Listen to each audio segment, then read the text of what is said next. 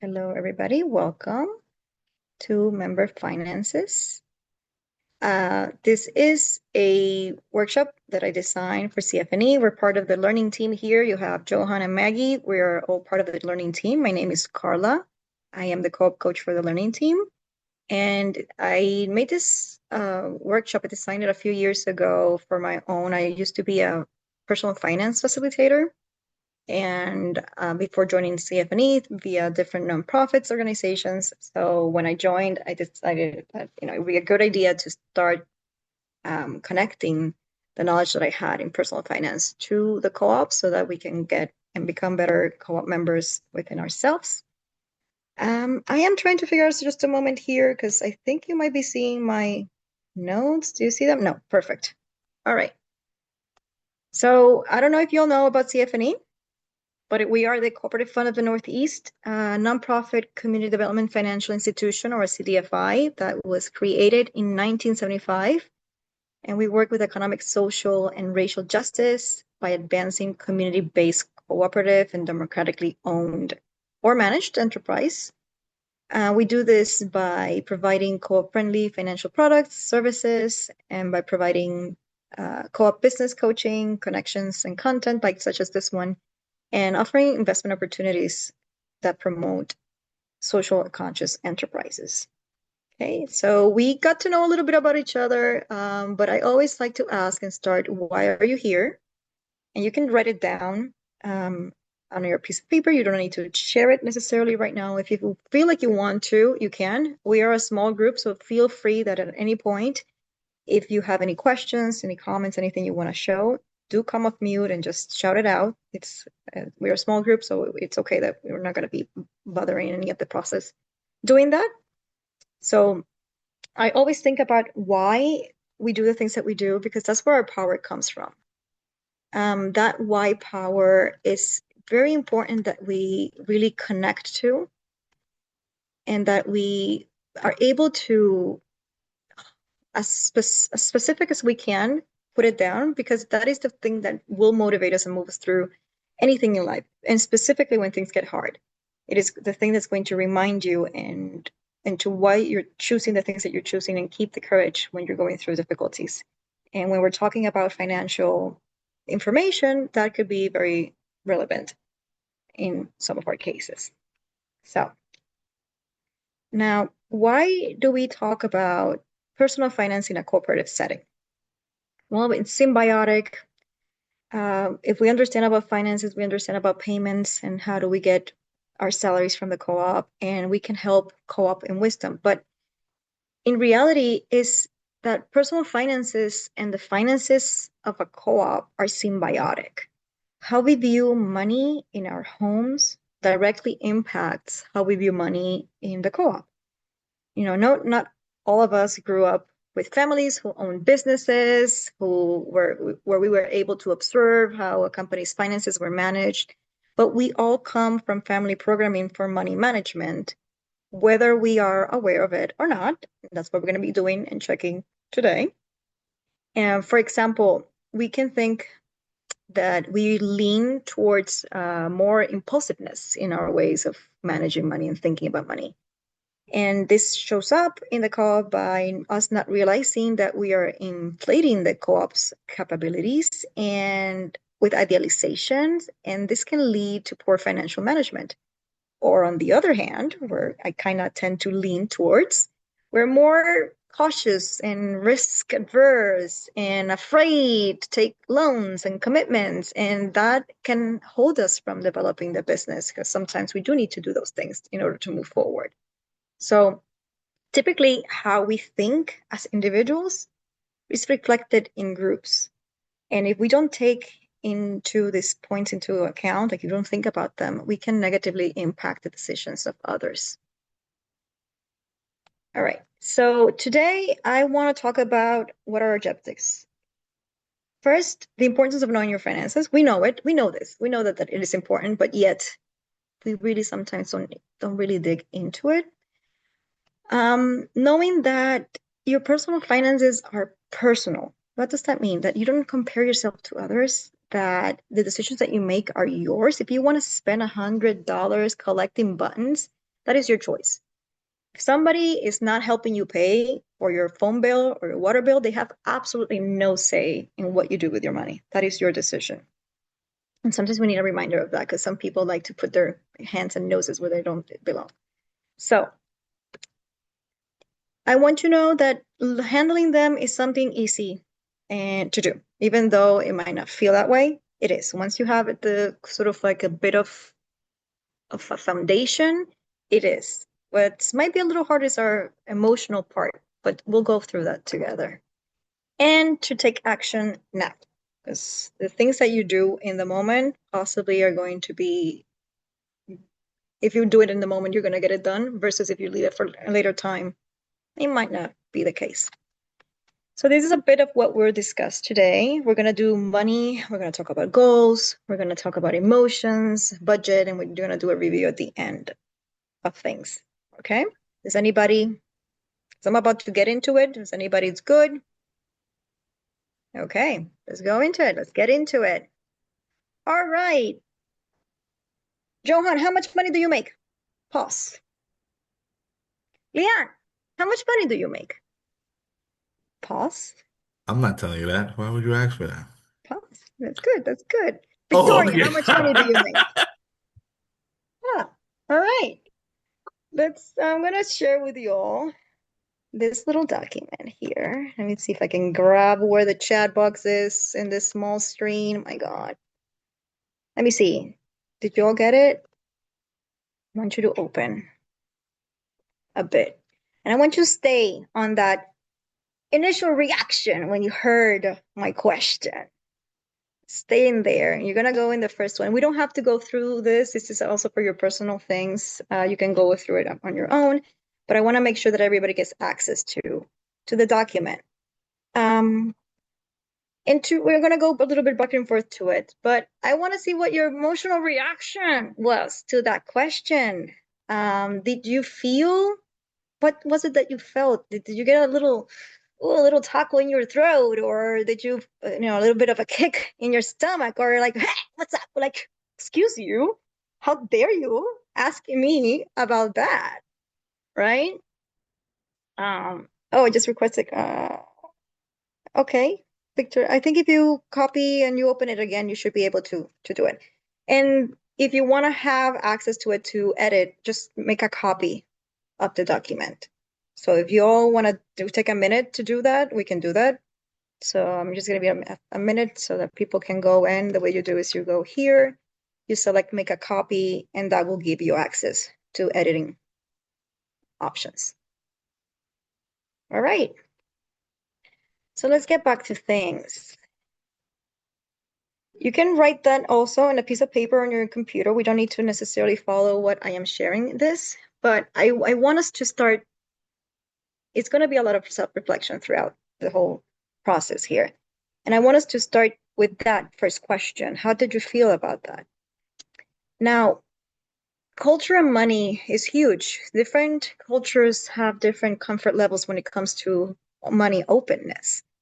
And even within our family dynamics, there are differences when it comes to that.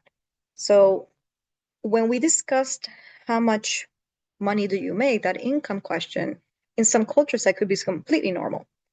I lived, some of you know that I lived for like a decade in a Chinese household, and that really opened me up for a different type of mentality where I felt I found my people because they were so blunt and so open about money and asking you very personal questions about money.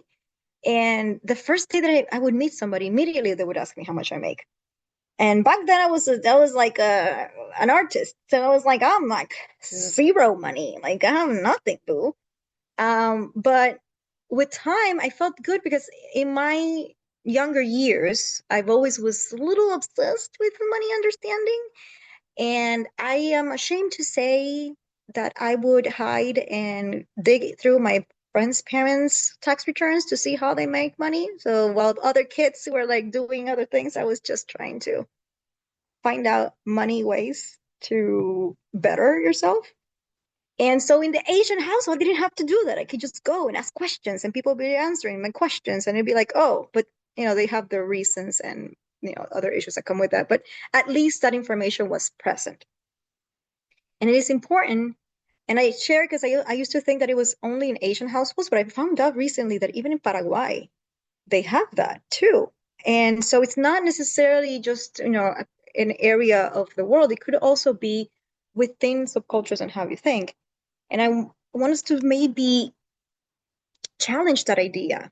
Why is it that it's so easy for us to talk about even your toxic ex more than it is for you to share about your finances? Like, I know some deep details from my friends that I possibly shouldn't have known, but I don't know how much money they make. And that's a little crazy. So I it's a good thing to think about. It's a good thing to start discussing because one of the things that I learned from these cultures is that the reason why they talk so openly comes from back in the day where they would go buying things and they would not be priced. So you had to know, like you had to talk to each other to see, oh, that vendor is selling it for $10, but oh no, but I got it at 8 in this other vendor. So information that might feel like gossip is actually information that can help you be okay or be better in your life. So sometimes spilling the tea is actually very beneficial for the community.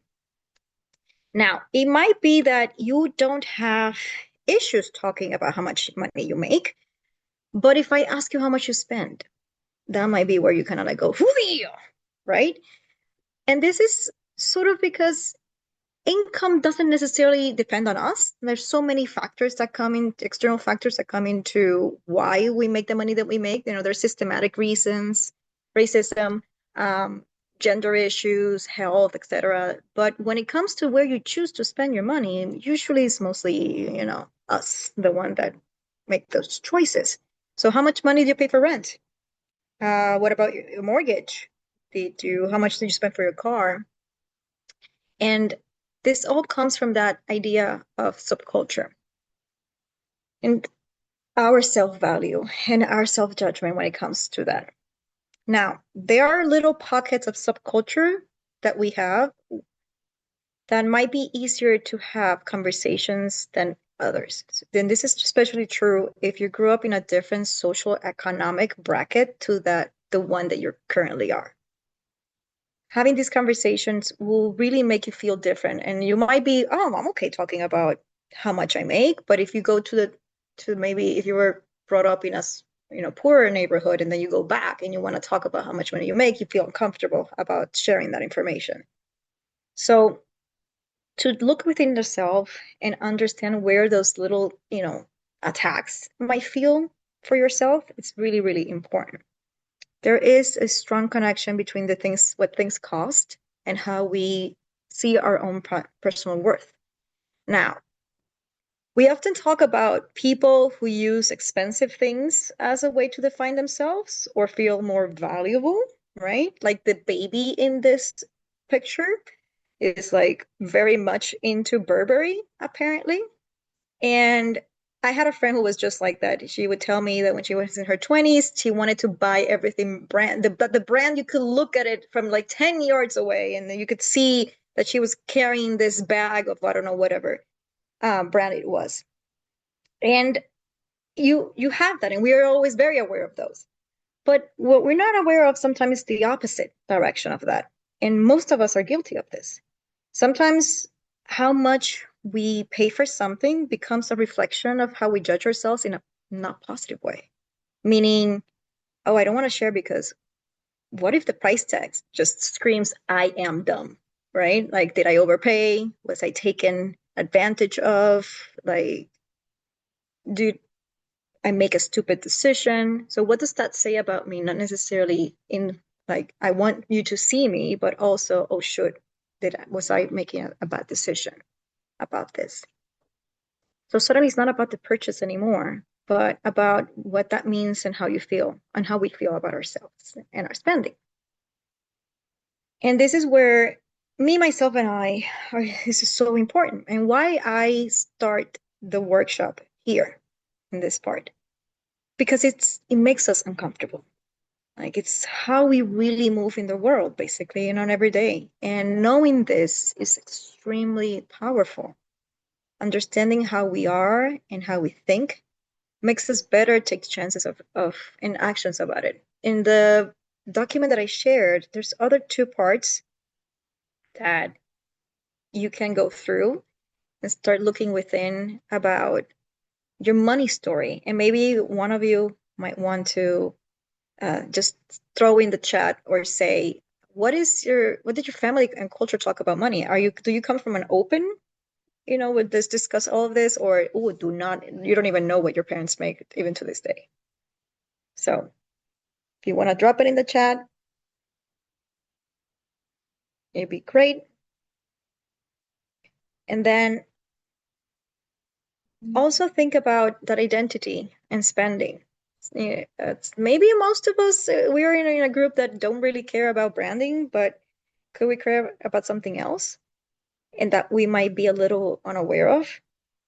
So as we go through, start thinking of those areas in life where you think it might not be you. And let me right.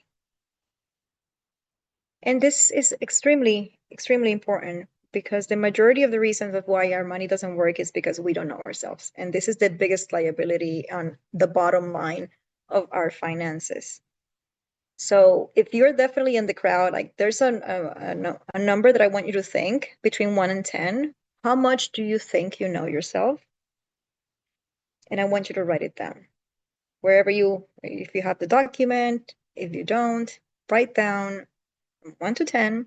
How much do you say? Like, of course, like, heck, I I know myself. That's specifically if you're in that group, which is where I was. Um, I came from poverty. I took my family's finances when I was 11. I developed a system that got them out. I'm like, you name it. I'm like, heck, I know. I know myself. I know where this is. And that was true until Bug came into my life. Meet Bug. This little bug of a car, my God, it brought me so much joy. I loved it. I picked it. I loved how it looked. It looked like a caculo. It's like a little beetle. I don't even know how to say caculo in English, but it's like it was so, and I hate caculos, which is it's a weird thing. But the little brand makes me feel like I'm part of the Olympics. Oh, you just put your foot in the gas and you fly, like you pew, and it had heated seating and a sunroof. Like it was like, oh my God, such an amazing car. And I just adored it. But at the same time, I have to say every time that I talk about Bug, oh no, no, but it was a 2011 car. It was a used car. And we bought it like in 2018. And it wasn't mine. It was my partner's. Like I didn't buy it. It was not like it's not me, right? And even though in life we move to catch feelings because that's what we do. Everything is feelings. Every decision that we make is we're looking for feelings, be it of joy, of safety, of comfort, of hardships. Like, oh my God, I just, come from difficult backgrounds and I made my family get out of the way and, all of that. We might want to prove how much we can withstand and still come on top, right? We're looking for these, and we don't know that this has also negative impacts with ourselves, like it happened with me and Bug. What I didn't like about Bug wasn't the car; it was what people would think about me when they saw me driving that car. Did it say that I cared about money, brands, luxury?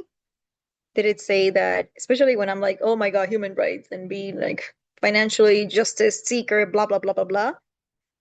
Will people think I'm rich?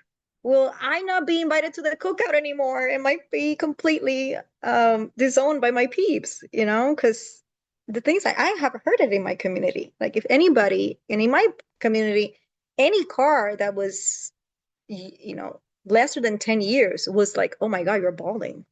If it didn't have holes, you're like, great, you're amazing. You're doing super fine. So let alone driving a car that had a luxury brand also had a brand on me.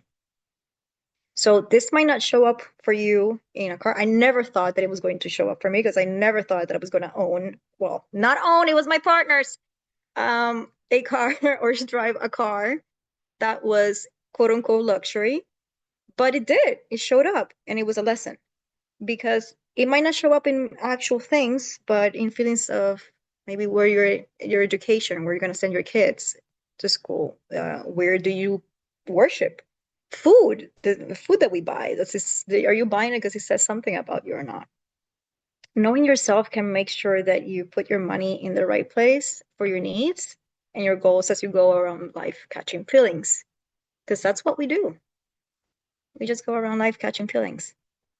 That's it.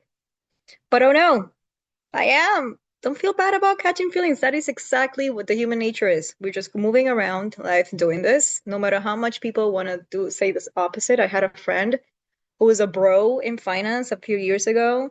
And the typical bro, like, oh no, Carla, like this is financial, it's just, it's the market, it's the market. And it's just, it's just numbers. And I'm like, no, it's about feelings, it's about emotions, it's about how we decide. And if you talk to a day trader, you will know how much it is about emotions. And that is about every single decision that we make. It's all about that. And that's why we start here.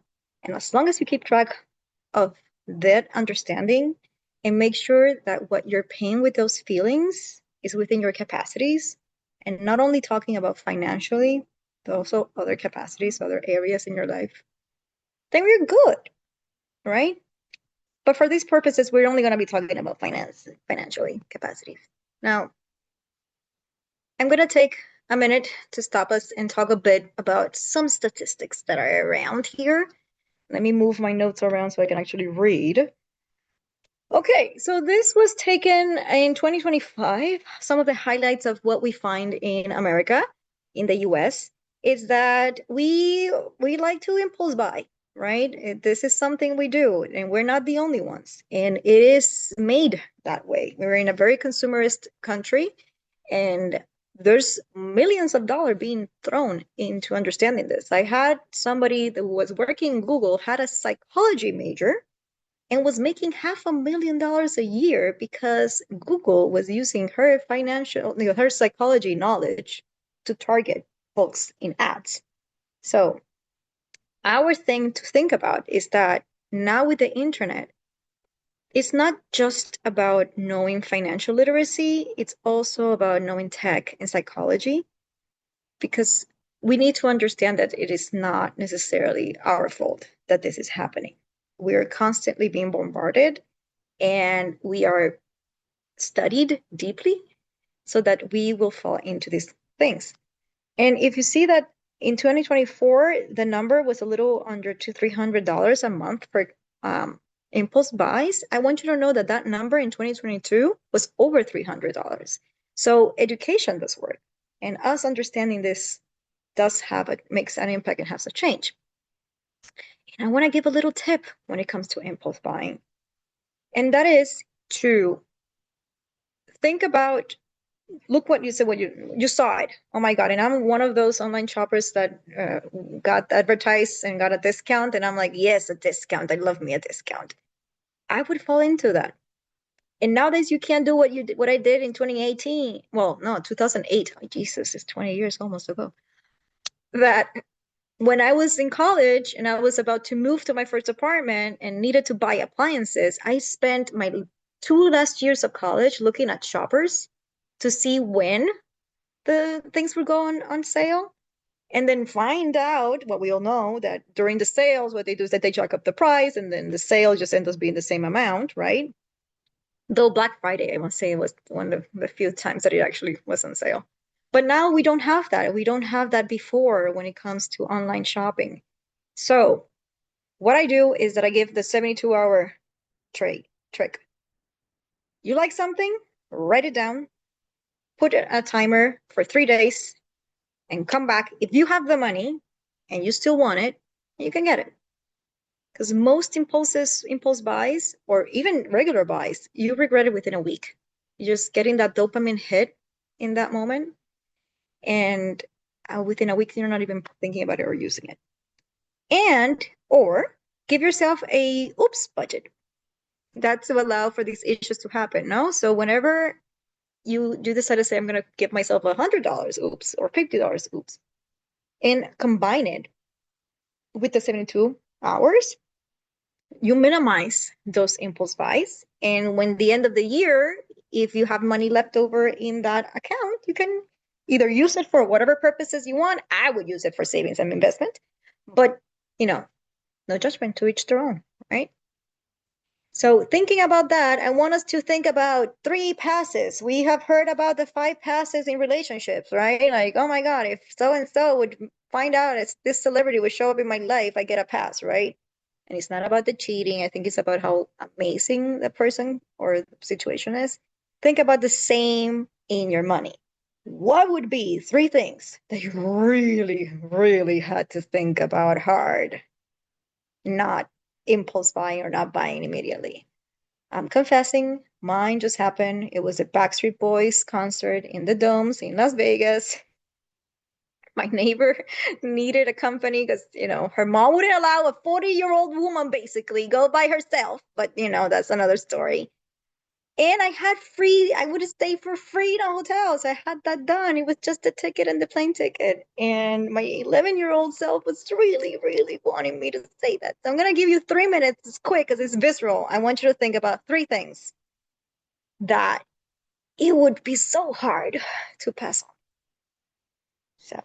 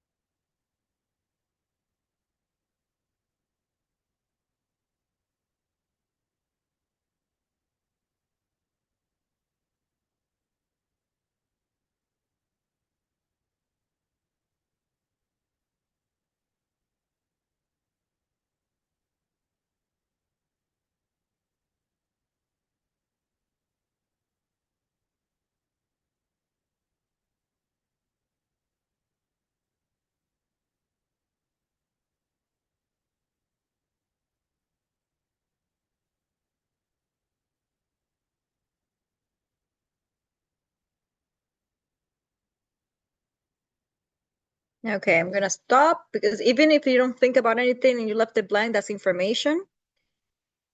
But I want us to do a little thing right now, and it's that if you can do a little table and divide it in two, and you want to put yes and no on the top, I'm going to ask some questions, and you're going to be putting a check mark on either yes or no.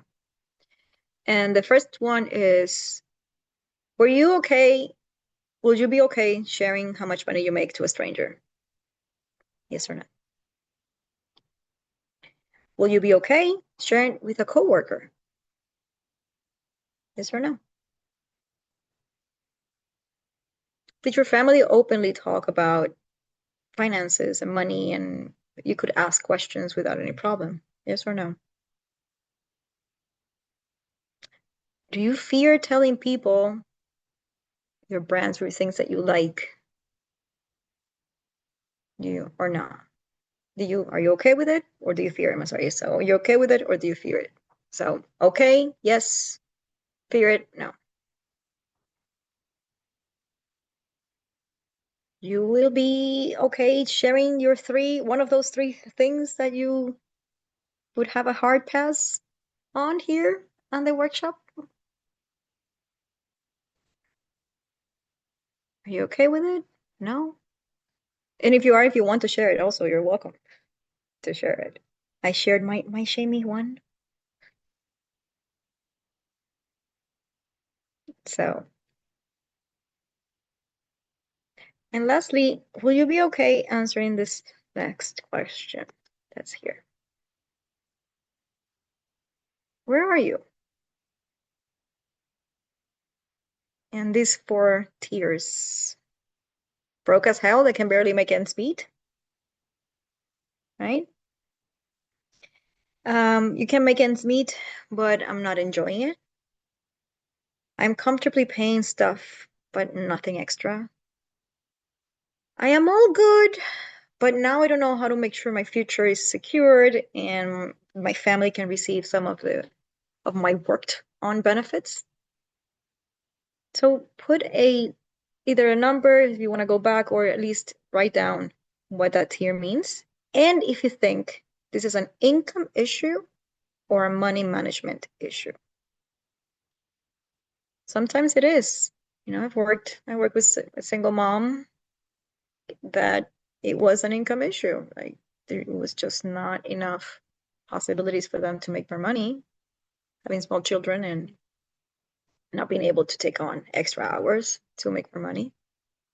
So that could be a reason. Sometimes it was a management issue of I had a divorced dad who had guilt about not spending time with his kids enough. And every time that it was his time to have the kids, he would go and, spend in crazy, amazing adventures because he wanted to make up for the time lost with money.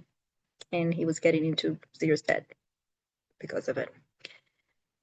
So we discussed some things. I have something in the chat. Let me see. Yes, thank you for sharing, Victoria. You do budget without a second just struggle to make it. Yes, it is true. It is extremely hard. And there is a smaller option that you can do that we're going to discuss. It's called the envelope system, which is the one that I used back when I was 11 and was doing this for my family. And also, again, when I lost my job and I was only with one income um, to do that. 3, money management issue. Okay, Tia, that one, it's easier to manage because we know that at least the income is not that part, so you don't have to do an extra step. It's more of understanding these things. So Tia, I want you to think about, I don't know if you were already here when we discussed the 1 to 10, where do you think you know yourselves financially? But think about that number because we're at the end, there's an exercise. Towards the end, there's an exercise for us to discuss that. All right, so let's take a breather.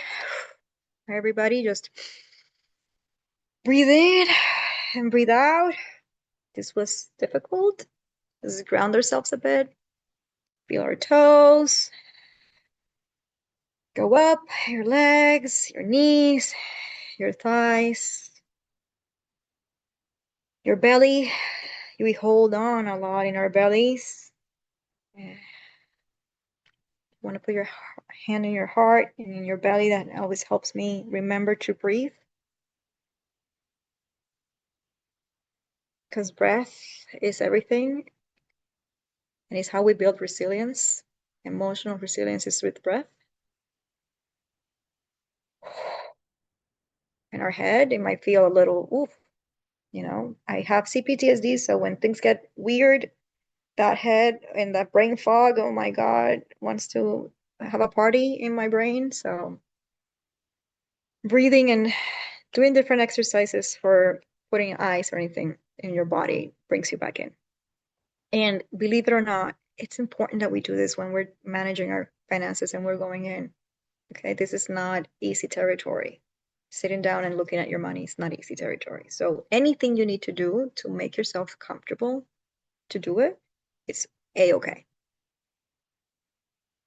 All right. So we're gonna get a little bit out of the jibbly world and into the practical.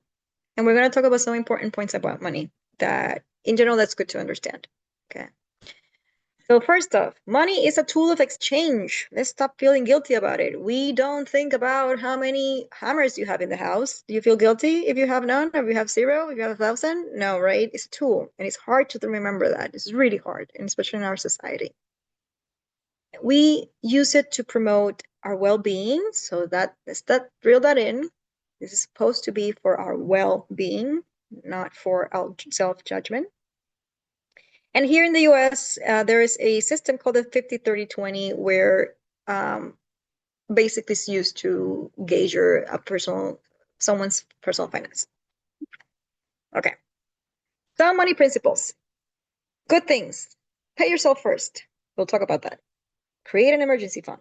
Spend less than what you make. Seems simple, right? Don't have a high yields interest in your credit cards. Don't rely on them.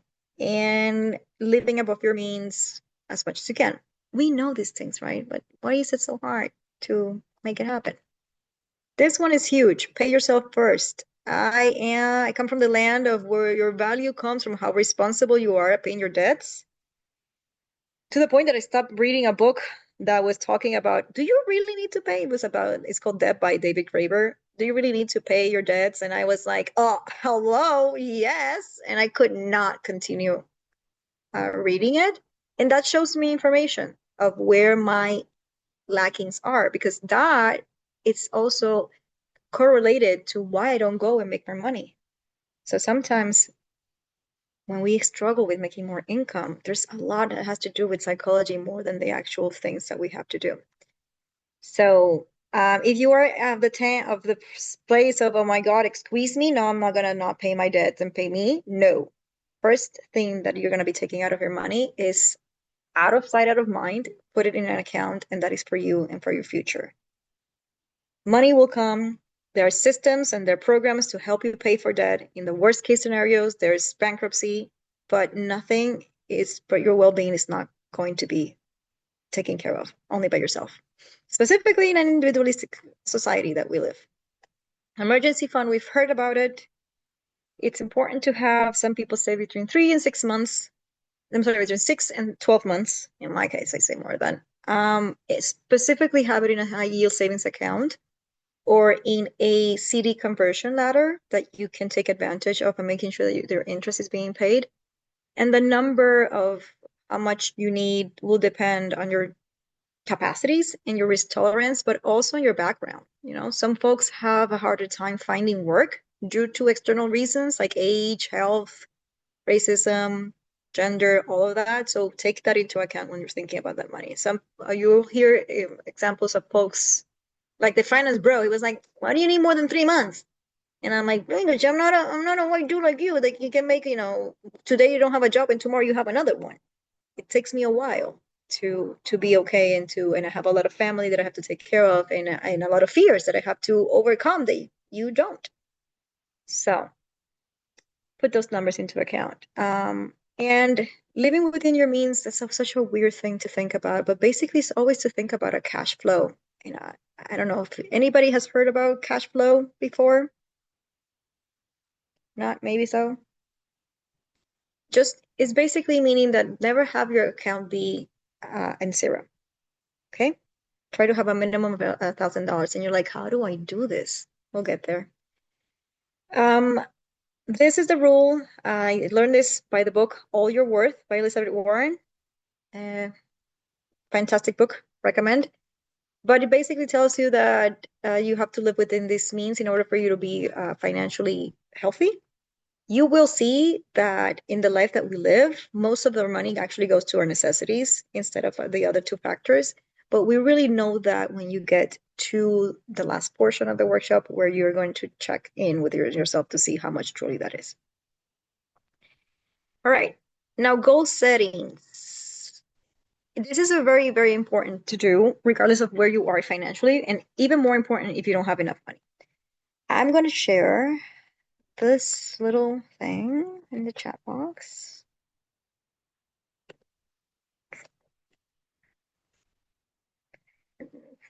Making sure that folks see it.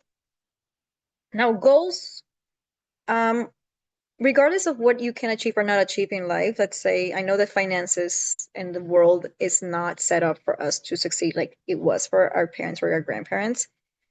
But regardless, setting goals, it's always a good aim to have as life happens. And in order for a goal to be an actual goal and not a dream, it needs to have specific points. It needs to have an amount, a reason, the why power, what is it that you want to get and why, and a deadline. you to think about. I would like to take a minute here, but I think I won't have time to take a minute to actually put this on. But if you want, in the first tab is where you would be able to change it. And again, it's the same thing. Open, make a copy of it so that you can actually edit it. And even though we don't have time today I want us to, after this workshop is done, I want you to at least fill out one of these for yourself for today. Even though you think it's impossible, even though you think it's not achievable, think about that and do it. Okay? And why we do this is because right now you might think it's not possible to do. Let's say that you want to build $15,000 in 5 years. You're like, oh, I want $50,000, and for the reason X reason. And you're like, oh, should I can't do this, right? But it doesn't matter. You create your goal, you learn where you stand in the next, which is what are we gonna do next. You create a plan because $15,000 is $3,000 each year, and that is $250 a month, and that is $60 a week. So if you see it in within those parameters, you might be able to build yourself towards it, and you want to be, working towards actually achieving it. When I lost my job, I wanted to go to Norway, and I was like, well, I don't have money to go to Norway. And so I kind of like made a bit of a budget of how much it was going to cost me.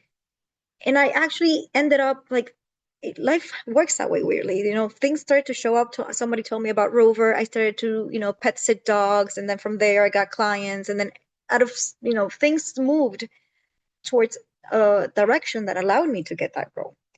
So be it if it's a short-term thing or a long-term situation, make a plan and automate it as much as possible to get it out of the way.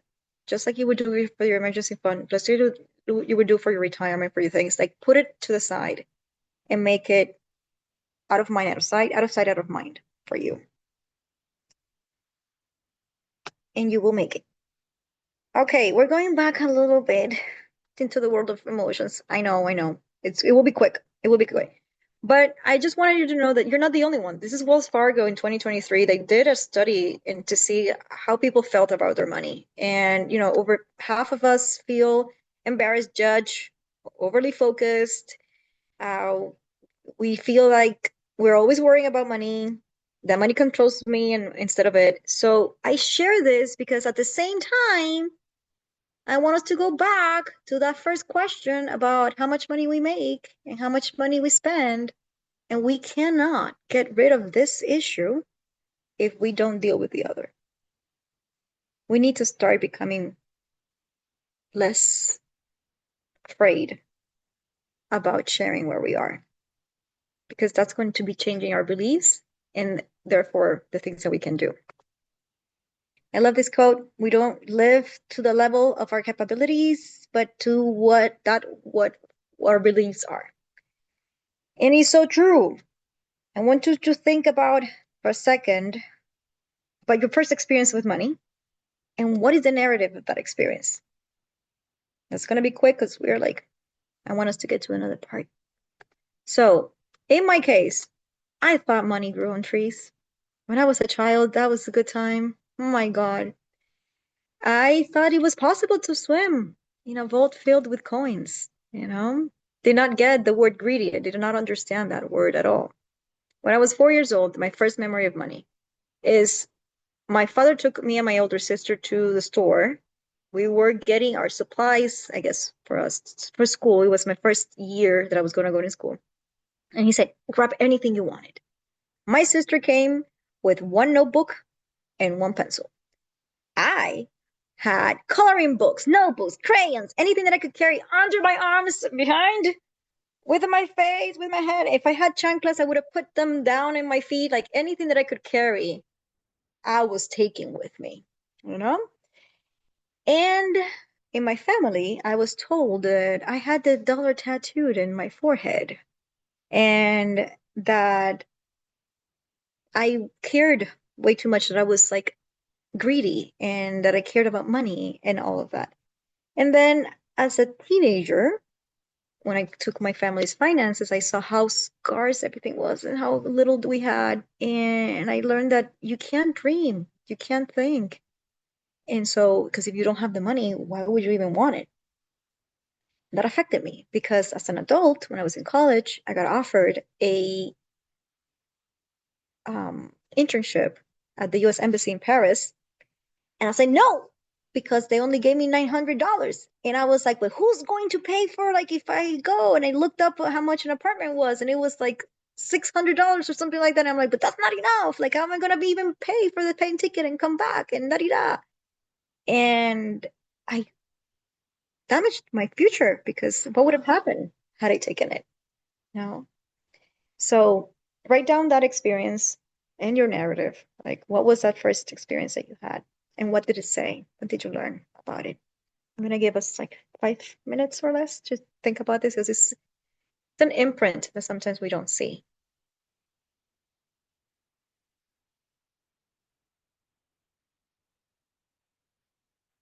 If someone, we can maybe have time for one person to share a bit,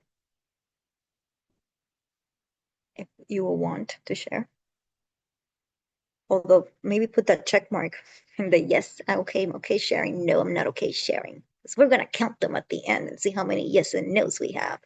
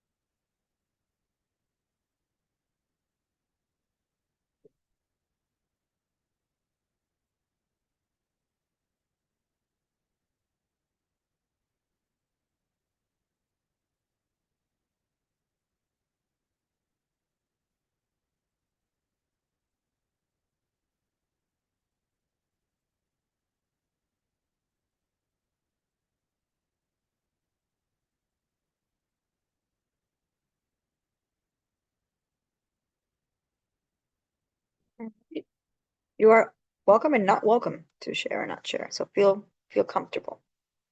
But just in your little table that you were doing with the check, it was in the beginning that I asked if we could do a table and have two sides. And I can repeat the questions again if you haven't done it. So it's just a table. You're gonna have a line in the middle. So you're gonna have two columns, and one is just yes, and the other one is no. And the first question was, will you be comfortable sharing your income with a stranger? The second is, how about a coworker, your income with a coworker? I think the third is, I just can't, I would have to go back into my slides. The third was, did your family speak openly about money? Was it spoken? You could ask questions. The second one is that, are you okay sharing your brand, like your brand, the things you like with folks or not? The next one was about the question that we had at that time. I can't remember it right now. Oh my God. Put a question mark. I'll be back. At the end, I'll come back to it. But then after that, it was going to be, we decided in which tier we were in our finances. Would you be comfortable sharing that with people? Yes or no? I think that was it. I would have to go back if not. At the end, if we have time, we can go back. Okay, so we got 5 minutes for this. We can move forward. We don't have to share it. I think that sharing all of this, all of my vulnerabilities here is like enough for y'all. of the things that I have done or not done.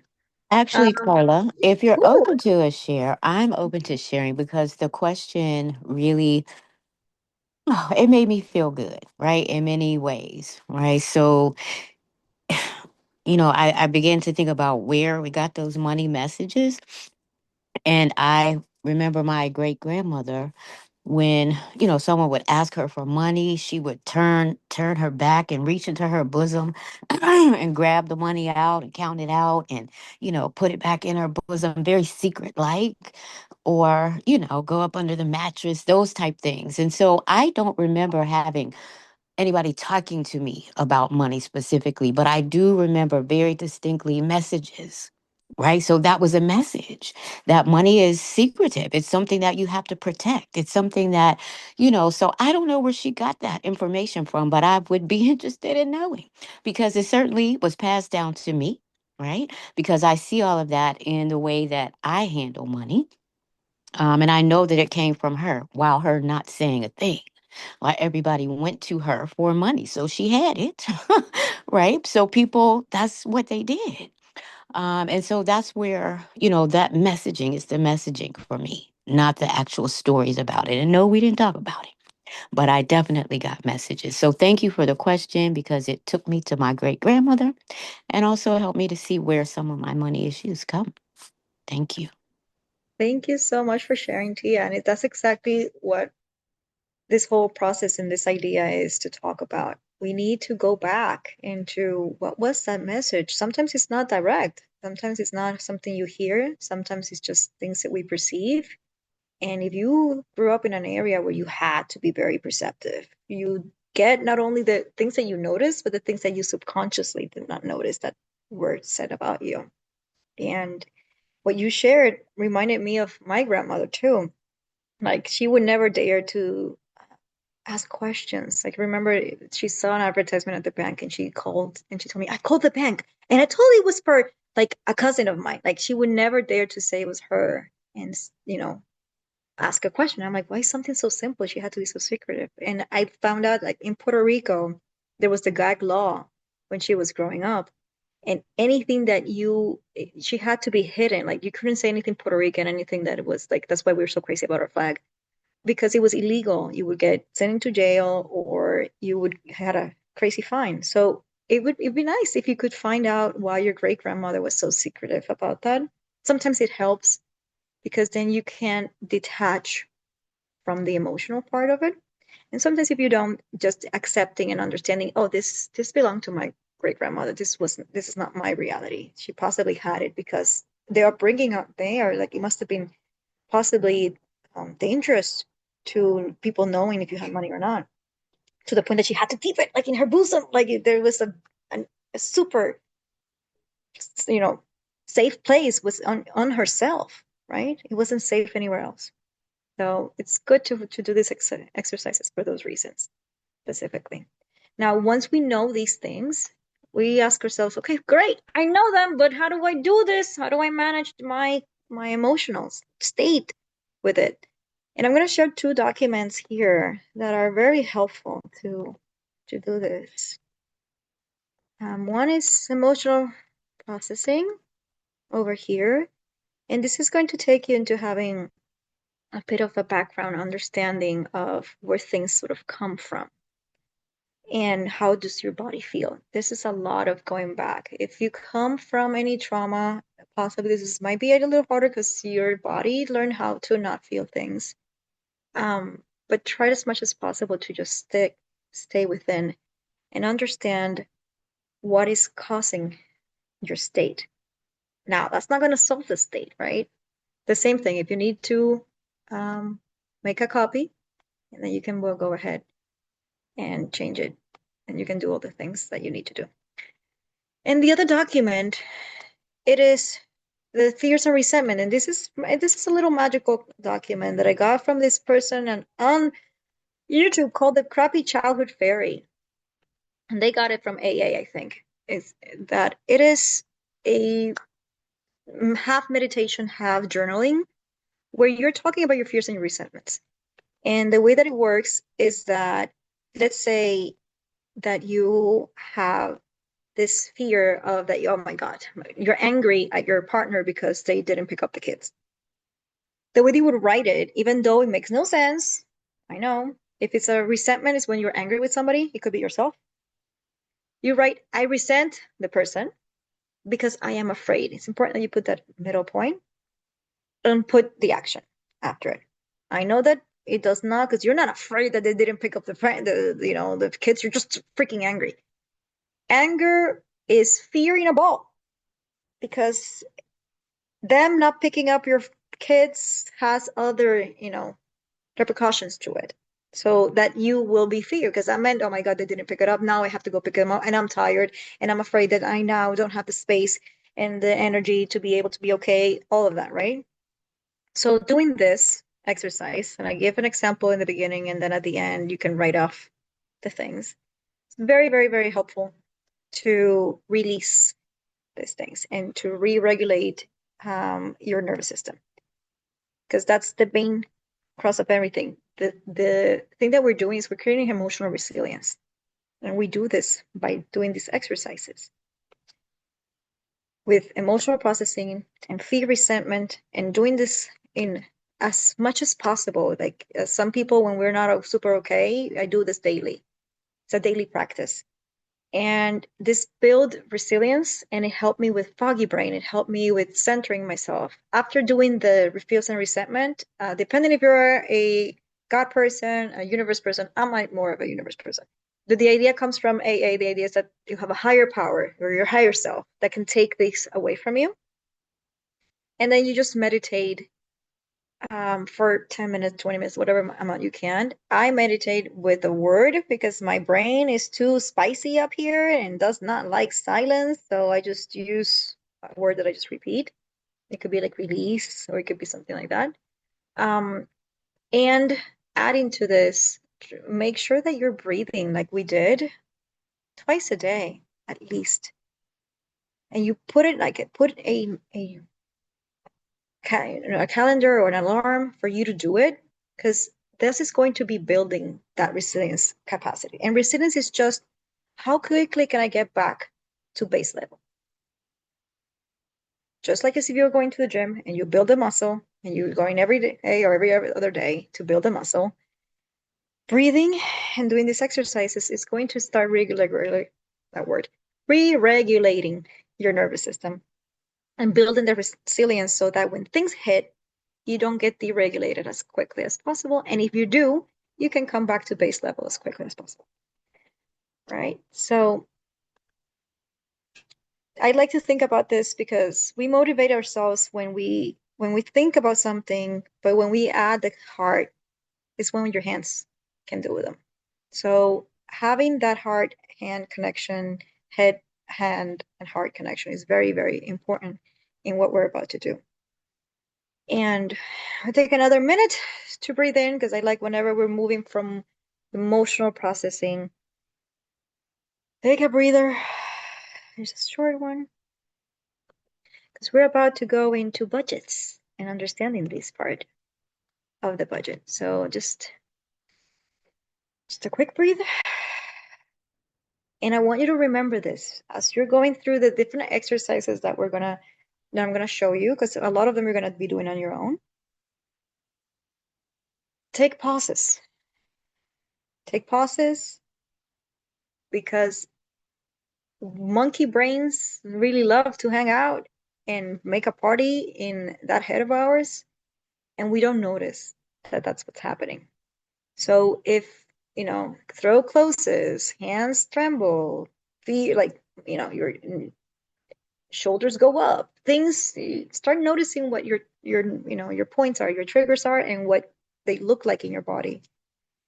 So like you can take these pauses and breathe. Okay, so I'm gonna do 3 breaths. 2, and last one. We're gonna talk about budgets.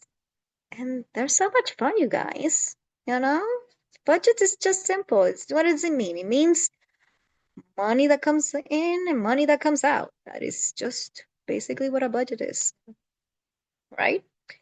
It's important to have a plan when you want to go where you're headed. That's what you do with your goal setting. You want to make sure that you're living your life in the direction that you want. And I know that you might think, oh, shoot, if I'm not making enough money, what?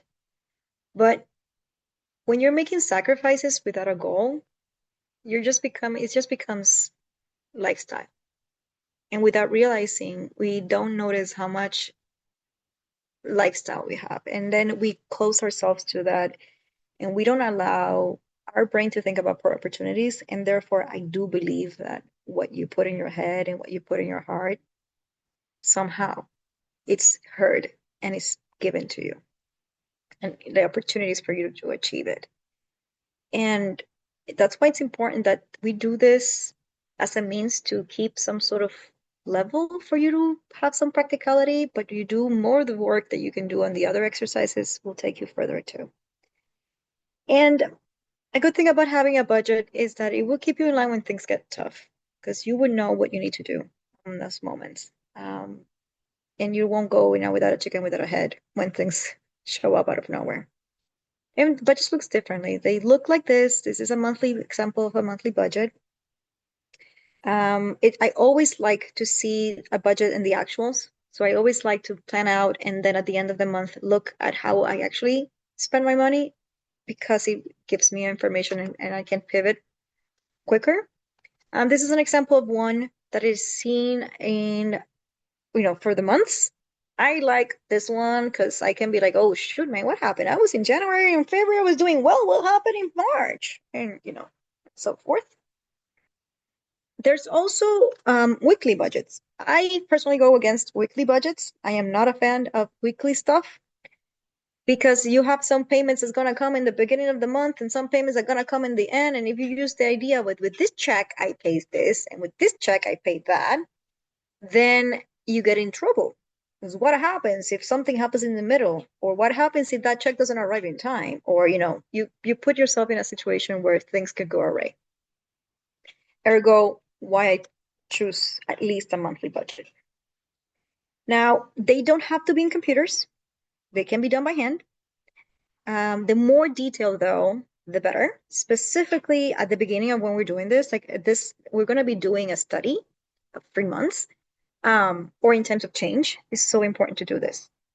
And I want you to start putting into writing down all the bank accounts you have, like the names, and say TD Bank and I don't know, Scotiabank and whatever accounts you have, and all the credit cards you have. But basically, where do you spend your money?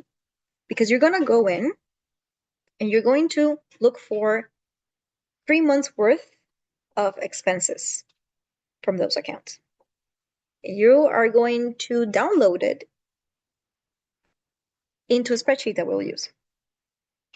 And you'll see what we're gonna do. Not right now, but that's part of the homework. So that this rules that sometimes it drives me crazy because I'm like, it also shows me that the system is not working because it's not fair that basically more than half my money is going to my necessities, right? But sometimes we don't even look at necessities and see if there's something that can be done with that. I had a family that I was coaching. It's a mom with like both older parents and children, adult children living in the same household, and they all wanted to have their own. She managed the whole money for everybody, but they wanted to have their own cell phone bill, and it came up to $600, some crazy number like that. And so I was like, if you maybe put everybody in one bill, it can come down to 50, which is more than half. So sometimes the necessities can be like there's a new offer for internet and you can take advantage of things like that. Obviously, in your likes, you can always make changes, and in your freedom, that should not be a non-negotiable. Your savings and your debt payment, it should be a non-negotiable. And we're gonna have something similar to this in the document, the spreadsheet that I'm going to share. So basically, we're gonna look at this table, and you're gonna see the type of expenses you have on your left. You're gonna see a category if it's fixed or if changes. That's important for the money organization. If how much it is, if it's weekly, recurrent, and if it's a need, a want, or freedom. You're gonna divide And don't worry, you're going to have it in the document that I'm going to share. You're going to divide this into their 50, 30, and 20 categories. In this example, for this person, they were spending 2,600 in necessities, 1,600 in wants, and 334 in freedom. So they had their money not well divided because they were making $4,000. So basically, more than half of their money was going towards necessity. So this person either needed to get more money or check their necessities and to see how real it is. But let's practice a bit. And I'm going to share this last document. There's some formula in this document. So if anybody doesn't know how to manage, because I wasn't able to lock the formulas before, I'm going to see if I can, because it's a copy. Basically, what will happen is that when you go to your bank accounts and you ask, you are going to have an option to do a range of time. And you can pick, let's say, from the beginning of a year until March, right? Mid-March. And with it, or you can do it at the end of March, so you can have the 3 months. It will ask you if you want to download it into a CVS, I think, a CSV. I don't remember the code, but it's just for Excel. It will open up and you can copy paste it into this. Just make sure that you keep it in the same type of categories. So if you need to move the columns around in your spreadsheet before moving it here, you can. And when you copy it, you keep copy on this side and then you paste it by right clicking and picking special values only, and it will show up just the same way as this. So let's just say that I put another expense that I did here and it was for $800. And let me see, what can it be? I mean, invent something. Ooh, plane ticket. My dreams. There we go. That's what I want. Plane ticket. Plane ticket. And this is in my wants. And you have to write the same way once so that it goes, you see how it changed here into this. The part that you can change, I'm going to put it in this color. This is what you're planning. So once you go through your budget and you divide, I'm going to share that table in this document as well. You're going to put here how much you think you're going to be needing for each category. And then the part that's going to be very important is to see how much actually you're spending on each of them. And after you put that, I want you to think about if you regret or not regret doing that. In my case, I mean, some of these are just not real, but this one is very real. This is my oopsie budget, because lady here loves to lose headphones all the time. That and water bottles. Look at this. Amazing. I stopped buying them because I lose them so often. But headphones, I live in New York City, and I should not be putting oopsie. I should put it under necessity because you need to survive the trains here. But it's not. It is still a want, and I do regret having to spend this money. So I now am becoming a little bit more conscious about my issues with a bit of a scatterbrain and losing things so that this cannot happen. And this 200 could have gone to my plane ticket that I want to do, right? So those elements are important to do. Was I able to share? Were you guys able to join, to come in and see this or no? Yes, no, maybe so. Not the document on our end, just No the document. share. I haven't shared it. I wasn't able. Oops. Yeah. Thank you. Okay, you're not able. Had to request. Not even for viewing? No. Yeah, so I'm guessing that's Oh, just because I made the copy. Thank you. Yes, yes, yes, yeah. yes, yes. Thank you. Thank you. Thank you. Anyone with the link? All right. And as you can see here, you have April, May, June. You can change this. You can be January, February, March. You can change it in the bottom as well. Just make sure that you make a copy of it too, because otherwise we're gonna get into each other's finances. And I know that I said about sharing, but not in this This is not where we would share. All right. So now, once we have a bit of a better idea of where we are, we'll be able to assess how much that number that we gave ourselves, that, oh yeah, I know myself very well. This is going to show you how truly you know yourself, because it's like looking at your garbage. We think that we always think that we spend less than what we spend, and we earn less than we spend more than what we spend and less than what we earn. So this is going to really be a life-opening thing. All right, so I'm gonna do quick questions. Anybody have a quick questions about so far? So I'm gonna organize and talk a little bit about when you have little money, what you can do.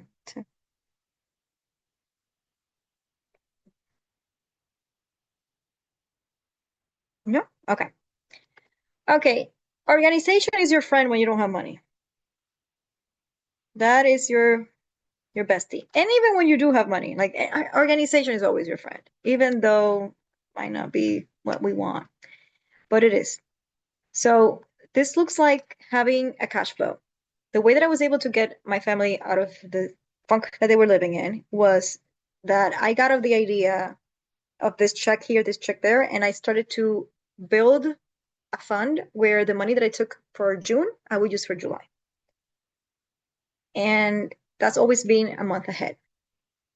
I did this with the envelope system, which is cash only, and I will show you how that works. It works for the other ones, but if you're needing to sort of like restructure again, or come back to basics and rebuild the system before you can continue, I always suggest to going back to cash. And nowadays that we are paying everything online, you're like, how do we do cash? With online, the amount that you'll have in the envelope, if you're paying something online, just take it out of the envelope as if you had actually paid it and put it somewhere else, so that you can use it to pay your credit card, for example. Automate your debts as much as possible so you don't forget. I am guilty of how many times I have to call my bank account and be like, hey, sorry, can you waive the late fee because I forgot that this card is on the 1st and this card is on the 6th and da-di-da. So automate your plans. That way also having that month ahead is always good because you are always planning. You always know how much you're going to be paying, so you're never going to go in overdraft. And I like to divide my accounts in different ways. This is like a 5 account. Some bank accounts allow you to have like pockets within, like little envelopes within the account itself, so that you don't have to actually have 4 bank accounts. But basically, one where the money comes in, one where you have your savings, so your retirement fund, your Roth IRAs. If you don't know what that do, I really hope that I could do a retirement workshop. Your taxes, if you have to pay taxes, and your emergency fund in this high yield savings account. If anybody doesn't know what a high yield savings account is, please let me know so I can quickly talk about that.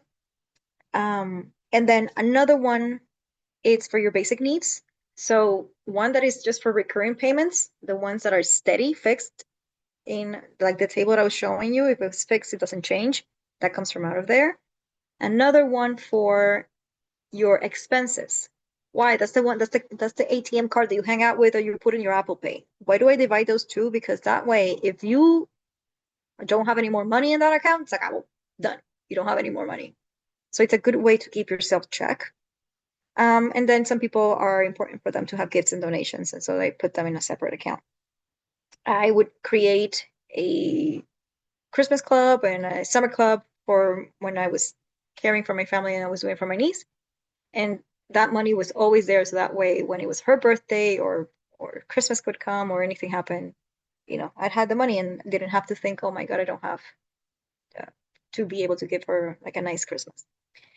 Although money's not everything, but it's hard to say to a child nowadays. Okay, and if you want it more simplified, this is a simplification option for it of just having 3. Now let's talk quickly about the envelope system. So the way that it works is that each time that you receive your check, withdraw all the money, everything that you have, into an income envelope. And at the end of the month, make changes to 100, 5, 50, like every single type of amount that we can have in our dollars, have it. Then divide the envelopes by category: your car, your rent, your water, electricity, da da da. For electricity and gas, things are variable cost, do like a medium, or I always like to put the maximum amount that I've paid just to make sure that I never go under. And you're gonna write down the amount needed for those categories. For gas, I found that in my case, I could have 1 week worth of gas in one tank.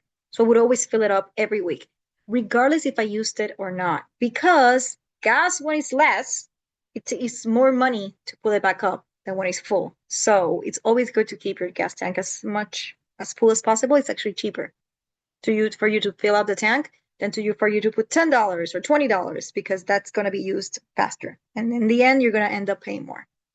So you do that, you put the exact amount in those envelopes, you pay, you make big payments like that there, and try to, the bigger payments, make it bigger numbers so that way you don't go into it.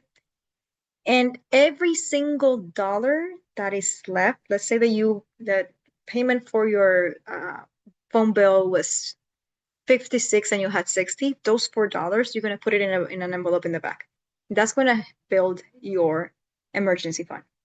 Every time that you have extra money, somebody gave you a gift, you had your tax returns, like any single money that you can, put it in the back so that you can start building. Believe me, they add up like crazy. I mean, not crazy, well, you don't make a lot.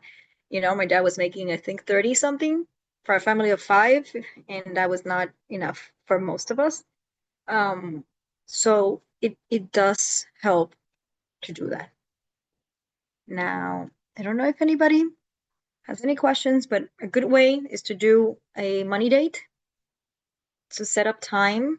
I'm planning, I wanted to do this, I haven't done it, but to create some sort of like a buddy system and where I have like some sort of thing that we can check and we do the same thing at the same time, because this is scary. This is hard to do. It's hard to actually put into a date and actually sit down and do it. When we're together, maybe we feel better. We don't feel so alone. But the first of the month, write down how much you start with at the beginning. Move your money into your different accounts.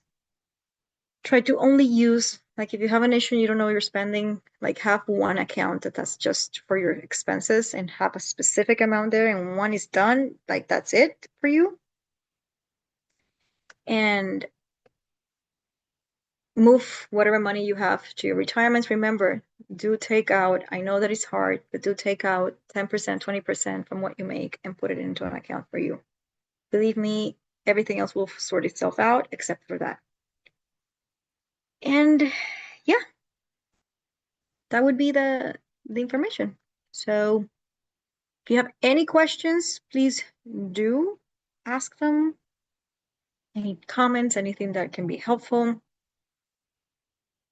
anything that you would like me to share in the documents that you have, please feel welcome to do so. Do know that if you want to do more of our workshops, there are many coming up. Some folks were asking about co-ops. We're going to have one. Johan can talk a little bit more about it. You can join our newsletter where we're advertising everything and anything we do. And you can always, as a member, if for your co-op, we can do an intro call if you want to talk to us about your co-op in any way that we need. So, questions?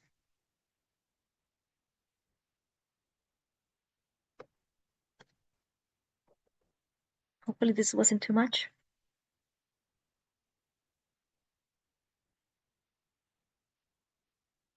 No? Well, I truly appreciate you being here. Thank you for taking the time, the lunch break, because it's interesting that we ended up eating this instead of eating nice foods.